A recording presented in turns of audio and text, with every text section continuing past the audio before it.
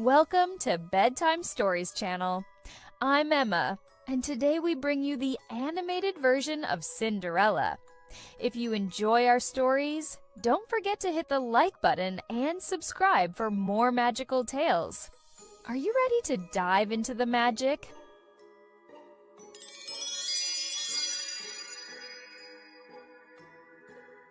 Once upon a time, in a kingdom far, far away, there lived a beautiful young girl. She was known throughout the land for her kindness and grace. However, despite her inner goodness, Cinderella's life was far from easy. After her beloved mother passed away, her father remarried a woman who was cruel and unkind, and Cinderella was forced to live in a small, dusty attic in their large house. Her stepmother, Lady Tremaine, was a woman with a heart as cold as ice.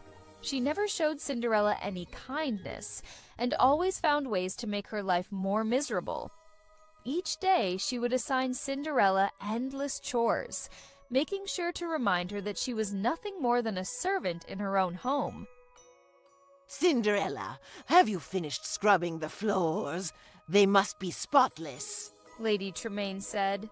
Yes, Mother, I'm almost done, Cinderella responded.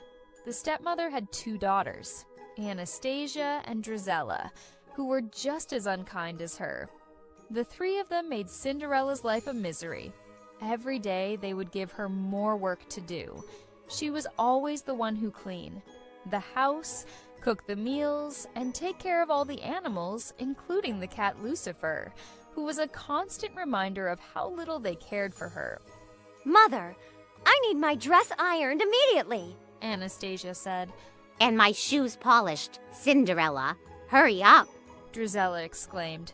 Of course. I'll do it right away. Cinderella responded. But Cinderella did not mind the work. She loved the little animals around her, particularly two mice named Gus and Jack. These two adorable creatures were her closest friends, and they would often help her with her chores, even though they were small and couldn't do much. They kept her company and gave her hope that one day things might change. While Cinderella worked tirelessly, her stepsisters would enjoy their time, laughing and making fun of her. They would go out to town, wearing their fine gowns and jewelry, while Cinderella stayed at home, covered in ashes from the fireplace. One day, a royal invitation arrived. The king and queen were hosting a grand ball at the palace, and they invited all the young ladies of the kingdom to attend. The royal family wanted to find a bride for their son, the prince. When Lady Tremaine heard the news, she immediately saw an opportunity for her own daughters to catch the prince's eye. A royal ball! What a wonderful opportunity for my daughters to meet the prince! Oh, Mother, he will surely choose me. The first sister exclaimed. No, me. The second retorted. She instructed Cinderella to sew two beautiful gowns for her stepsisters so that they could be the most elegant women at the ball. She worked day and night to make the dresses for her stepsisters. They were beautiful gowns, but when they were ready, the stepsisters only mocked Cinderella for her efforts. May I go to the ball as well, stepmother? You go to the ball. Laughs well, I suppose, but only if you finish all your chores, and you must find something suitable to wear. When Cinderella heard her stepmother's words that she would allow her to go to the ball, she was overjoyed. But then she remembered that she didn't have a beautiful dress to wear. Her only hope was to find something in her mother's trunk. She searched through the attic and found her mother's old gown. It was simple, but Cinderella believed she could make it work. Meanwhile, Gus and Jack, along with the birds, had gathered around and decided to help Cinderella.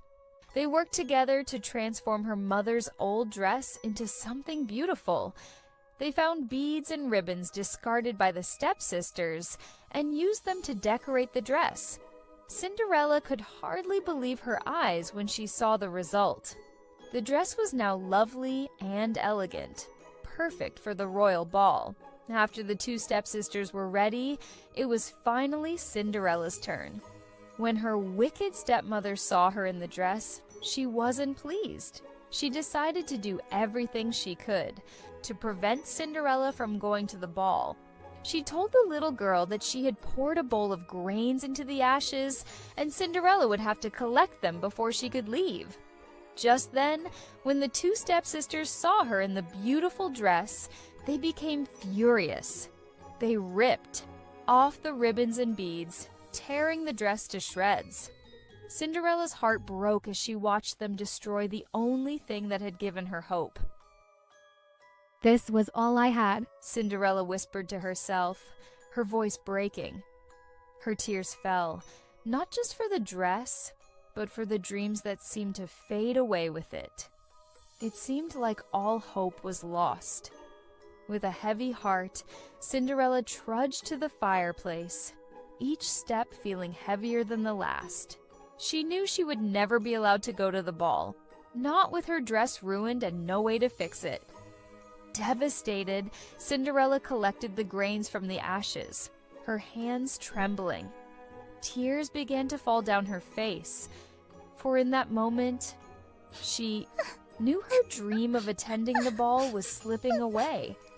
At that moment, the fairy godmother appeared.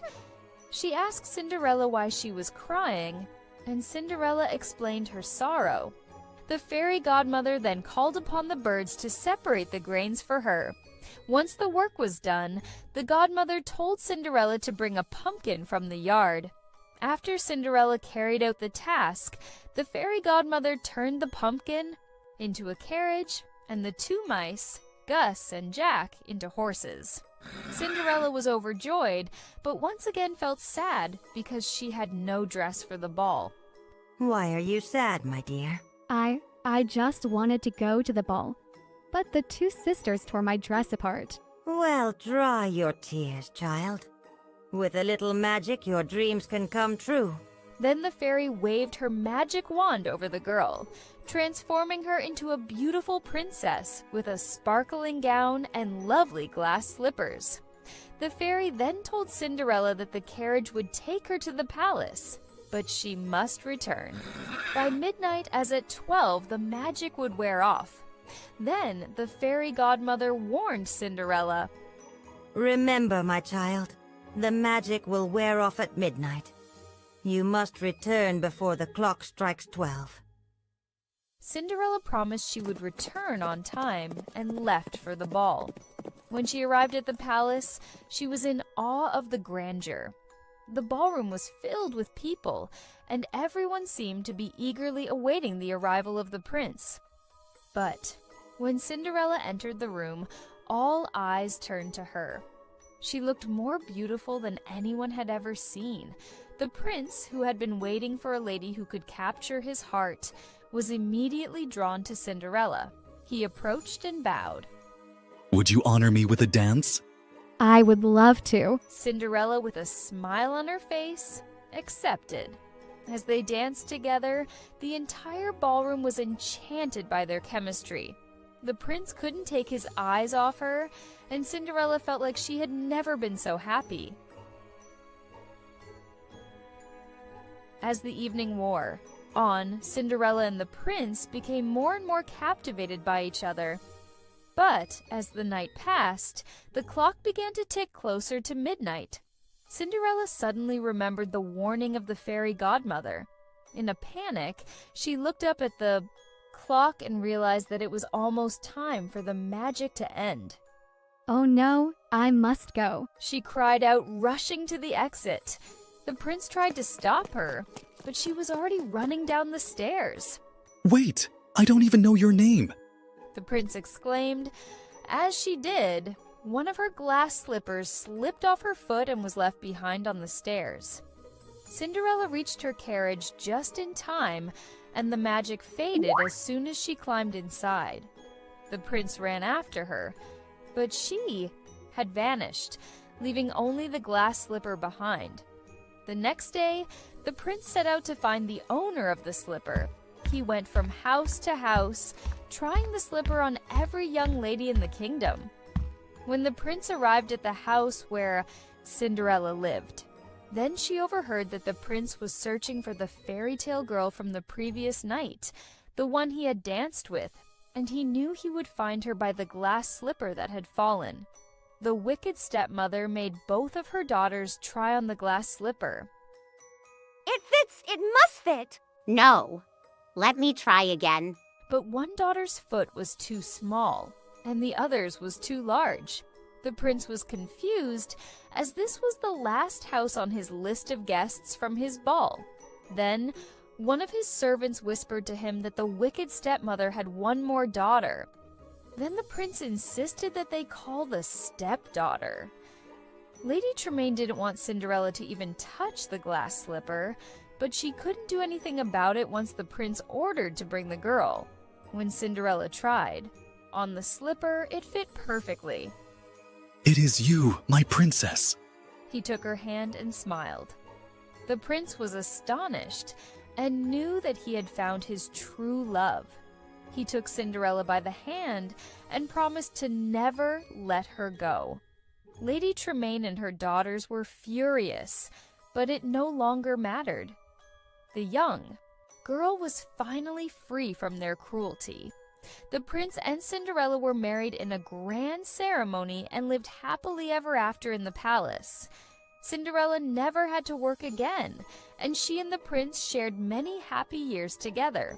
And as for Gus and Jack, they became royalty too, living in the palace and enjoying all the comforts they could have ever imagined. Once upon a time, in a kingdom far away, a kind and beautiful queen sat by her window, sewing on a cold winter's day. As she worked, she pricked her finger with the needle, and 3 drops of blood fell onto the fresh, white snow outside her window. Seeing the contrast of red against white, she whispered, "Oh, how I wish for a daughter with skin as white as snow, lips as red as blood, and hair as black as ebony." Not long after, her wish was granted, and she gave birth to a beautiful baby girl who possessed all the qualities she had dreamed of. They named the child Snow White. However, the queen did not live long after her daughter's birth, and the king, though heartbroken, eventually remarried.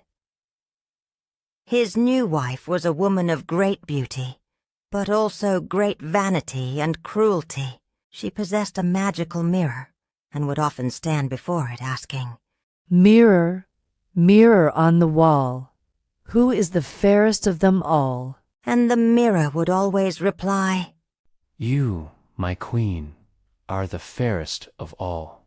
This pleased the queen greatly, and she lived contentedly, basking in the admiration of her reflection. However, as Snow White grew older, her beauty blossomed, and soon, one day, when the queen posed her usual question, the mirror gave a different answer. "Queen, you are lovely, it is true, but Snow White is fairer than you." At these words, the queen's heart filled with envy and rage. She could not bear the thought of anyone surpassing her in beauty, let alone her stepdaughter. Calling upon her most trusted huntsman, she commanded, "Take the girl deep into the forest and see to it that she does not return. Bring me her heart as proof of your deed." The huntsman, though loyal, was a kind-hearted man, and as he led Snow White into the forest, he could not bear to harm the innocent girl. He fell to his knees and confessed the queen's wicked plan. "Run, dear princess. Flee deep into the woods and never return to the castle." Tears streamed down Snow White's face as she nodded and disappeared into the dark, dense forest. The huntsman, knowing he needed to deceive the queen, slew a wild boar and took its heart as false proof of Snow White's demise. Lost and terrified, Snow White wandered through the forest, the trees looming over her like twisted claws. Strange noises filled the air, and she trembled in fear. At last, exhausted and near collapse, she stumbled upon a small cottage nestled among the trees. Desperate for shelter, she pushed open the tiny door and stepped inside. Everything in the cottage was small, but perfectly kept. There was a long, wooden table set with 7 tiny plates, 7 tiny spoons, and 7 tiny cups. Against the wall stood 7 little beds, neatly made and adorned with soft blankets. Overcome with exhaustion, Snow White nibbled a bit of bread and drank a sip of water before curling up on 3 of the little beds and falling into a deep sleep. As the sun dipped below the horizon, the owners of the cottage returned home. They were 7 dwarfs who worked in the nearby mines, digging for precious gems. As they stepped inside, they immediately noticed something was amiss. "Who has been sitting in my chair?" One asked. "Who has been eating from my plate?" Another exclaimed. "Who has been drinking from my cup?" A third wondered. Then one of them peered into the beds and called out, "Look, a girl is sleeping in our beds." Hearing the voices, Snow White woke with a start. Though startled at first, the dwarfs were kind and listened as she tearfully recounted her story. Moved by her plight, they offered her shelter. "Stay with us, dear Snow White. You will be safe here. But take heed do not open the door to strangers, for the queen will not rest until she sees you gone." Meanwhile, in the castle, the evil queen once more consulted her mirror. Mirror, mirror on the wall, who is the fairest of them all? To her horror, the mirror replied, Queen, you are lovely, it is true, but Snow White, beyond the mountains with the 7 dwarfs, is still fairer than you. Fury consumed the queen as she realized the huntsman had deceived her. Determined to end Snow White once and for all, she disguised herself as an old peddler woman and set off through the forest. She carried with her a ribbon woven of silk and enchanted with dark magic. Arriving at the cottage, she called out in a kind voice, "Beautiful laces for sale. Let me lace you up properly, dear girl, so your beauty may shine even more." Snow White, forgetting the dwarf's warning, stepped outside and allowed the woman to lace up her bodice. But the queen pulled the laces so tightly that Snow White could not breathe, and collapsed. Thinking her dead, the queen returned to the castle. That evening, when the dwarfs returned, they found Snow White lifeless on the floor. They quickly cut the laces, and she gasped for air, awakening from the spell. The dwarfs begged her to be cautious and never to trust strangers again. But the queen did not give up. She returned to her castle and once more asked her mirror, Mirror, mirror on the wall, who is the fairest of them all? To her horror, the mirror replied, Queen, you are lovely, it is true, but Snow White, beyond the mountains with the 7 dwarfs, is still fairer than you. The queen was relentless. This time she disguised herself as a poor old woman selling fine combs. She hobbled through the forest until she reached the little cottage, knocking gently on the door. "Come, dear child, see these beautiful combs. They will make your lovely hair shine like the morning sun. Try this beautiful comb, it will make your hair shine like silk." Snow White, taken in by the kind offer, allowed the woman to place the comb in her hair. The moment it touched her scalp, she fell into a deep faint, for the comb had been soaked in poison. The queen, thinking her mission complete, left with a wicked smile. Luckily, when the dwarfs returned, they discovered the comb and pulled it from her hair, reviving her instantly. After the evil queen returned to the castle and asked her magic mirror, She once again learned that the dwarfs had saved Snow White. Rage consumed her. Her final trick was her most wicked yet.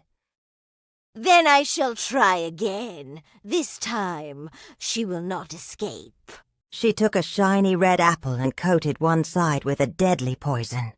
Once more, disguised as a poor old woman, she hobbled through the forest until she reached the little cottage. Knocking gently on the door, she called out, Delicious apples for sale. The sweetest, juiciest apples in the land. Snow White, captivated by the sight of the luscious red fruit, hesitated. I cannot accept anything. The dwarfs warned me, She said. Oh, but look, The woman said, cutting the apple in half. I will take a bite from one side, and you can have the other. See, no harm at all. Thinking it safe, Snow White took a bite from the poisoned side. Instantly she fell to the ground, her eyes closing as a deep, enchanted sleep overtook her. The queen, triumphant at last, cackled as she left, returning to her castle. Once more she asked her mirror, Mirror, mirror on the wall, who is the fairest of them all? At last the mirror replied, You, my queen, are the fairest of all. Satisfied, the queen laughed wickedly, believing Snow White was gone forever. When the dwarfs found Snow White, they could not wake her. Believing her truly gone, they placed her in a glass coffin, adorned with gold and precious stones, and mourned her deeply. Time passed, and one day, a prince traveling through the land came upon the coffin. Struck by Snow White's beauty, he pleaded with the dwarfs to allow him to take her to his castle, for he could not bear to part with her. As his servants lifted the coffin, they stumbled, and the jolt caused the piece of poisoned apple lodged in Snow White's throat to dislodge. She gasped and opened her eyes. The prince, overjoyed, asked for her hand in marriage, and Snow White, grateful for his kindness, agreed. A grand wedding was held, and all were invited, even the evil queen, who, upon asking her mirror the fateful question once more, was told, You, my queen, are lovely. It is true, but the young bride is fairer than you. In her rage, she went to the wedding. But upon seeing Snow White alive, she collapsed from shock and despair. Snow White and the prince ruled the kingdom with kindness and love, and they lived happily ever after. The end. Welcome to the Bedtime Stories channel. I am Emma, and today we will bring you the animated version of The Three Little Pigs. If you enjoy these stories, don't forget to hit the like button and subscribe for more magical tales. Are you ready to dive into the magic?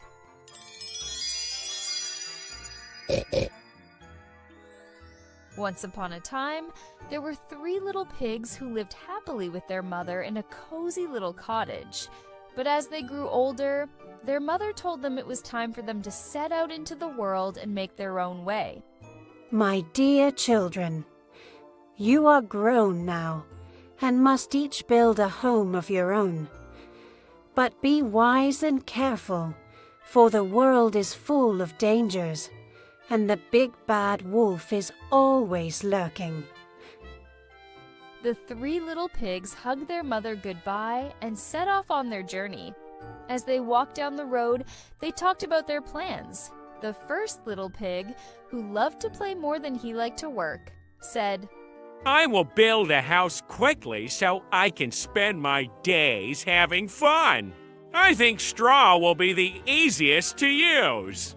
The second little pig, who was a bit more hardworking but still wanted to finish quickly, said, I will build mine out of sticks.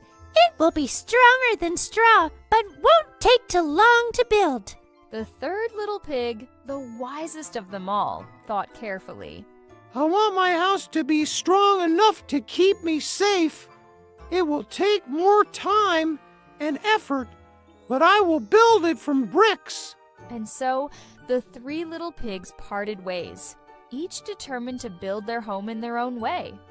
The first little pig, eager to finish quickly and enjoy his time playing, gathered bundles of straw and hastily built his house. It was a simple structure, light and easy to construct, and in no time, he was done. Pleased with his work, he settled down to rest, feeling quite content, until he heard the heavy footsteps of the big bad wolf approaching. Little pig, let me come in," the wolf called. "Not by the hair on my chinny chin chin," replied the little pig. "Then I'll huff and I'll puff and I'll blow your house in," growled the wolf.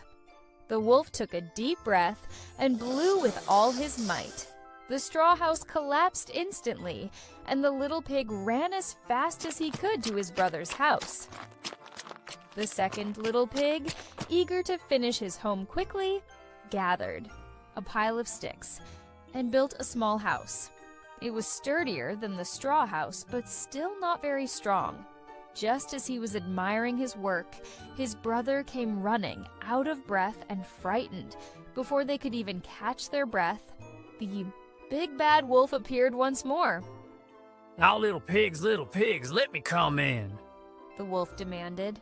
"Not by the hair on our chinny chin chins," the two pigs shouted. "Then I'll huff and I'll puff and I'll blow your house in," the wolf roared. He huffed and puffed, and the stick house came crashing down. The two little pigs squealed in fright and ran as fast as their legs could carry them to their older brother's house. Their little hearts pounded as they dashed through the woods, hearing the wolf's heavy footsteps behind them. The third little pig, being both wise and hardworking, had carefully built his house using sturdy bricks. He had spent days ensuring that every brick was securely in place, making the house solid and strong. When his frightened brothers arrived, he quickly let them inside, bolting the door behind them to keep them safe from the big bad wolf.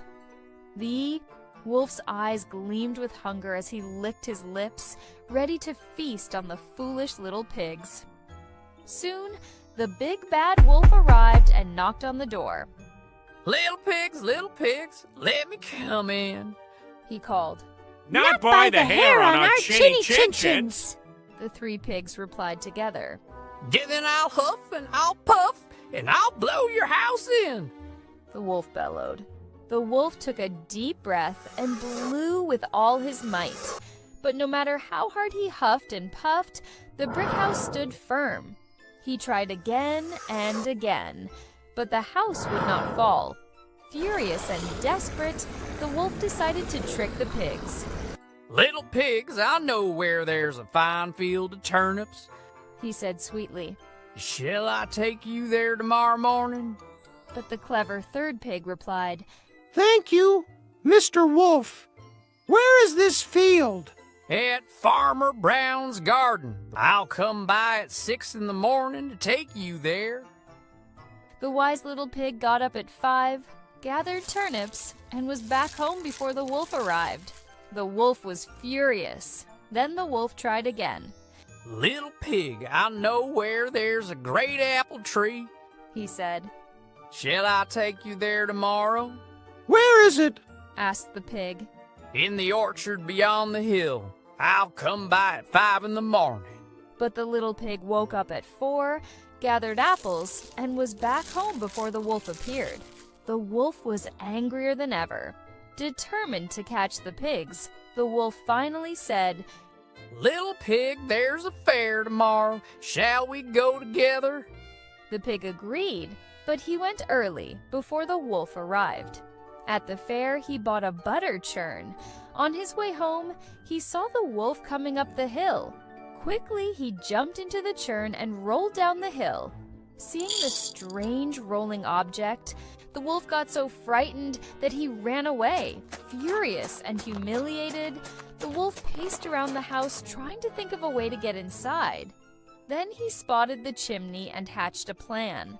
If I can't blow the house down, I'll sneak in through the top, he thought with a wicked grin, but the wise little pig had been keeping an eye on the wolf. He quickly stoked the fire and placed a large pot of water over it to boil. Just as the wolf clambered onto the roof and squeezed himself down the chimney, the scalding steam rose to meet him. Yow! The wolf howled as he tumbled straight into the bubbling pot. With a desperate leap, he scrambled out and dashed into the woods, howling in pain and humiliation. From that day on, he never dared to bother the 3 little pigs again. The first 2 pigs, grateful for their brother's wisdom and bravery, promised to work as hard as he had. They all lived together in the strong brick house, safe and happy, knowing that careful planning and effort always triumph over laziness and tricks.